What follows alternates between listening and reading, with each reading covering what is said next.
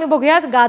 आता पुढची बातमी मालवणमधून आहे. मालवण तालुक्यातील आचरा गावपळण 15 डिसेंबरपासून असणार आहे आणि गावाच्या वेशीबाहेर आता निवारा बनवायला सुद्धा सुरुवात झाली आहे. वर्षानुवर्ष ही प्रथा चालते, ज्यानुसार आता गाव निर्मनुष्य होणार आहे.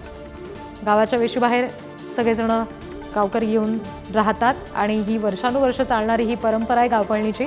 आणखी तपशील आपण घेणार आहोत. प्रतिनिधी उमेश बुचडे सध्या आपल्याशी जोडले गेलेले आहेत त्यांच्याकडून. उमेश, कशा पद्धतीने तयारी सध्या गावकऱ्यांकडून गावपळणीची सुरू आहे?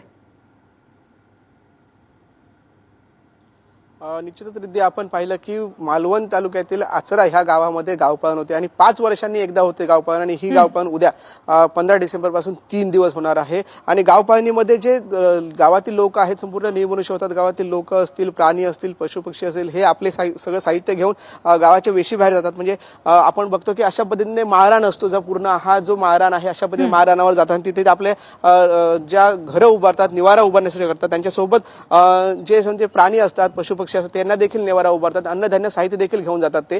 आणि अशा पद्धतीने हे माळरान नदीच्या काठी जातात.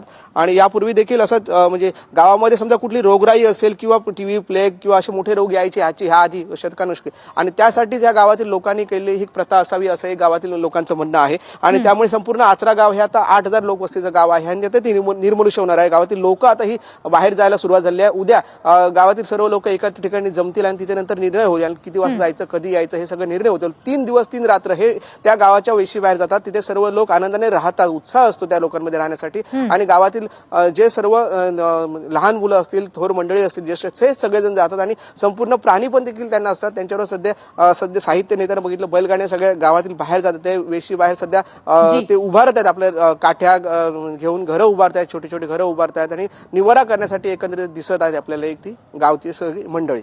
जी उमेश, धन्यवाद दिलेल्या माहितीसाठी.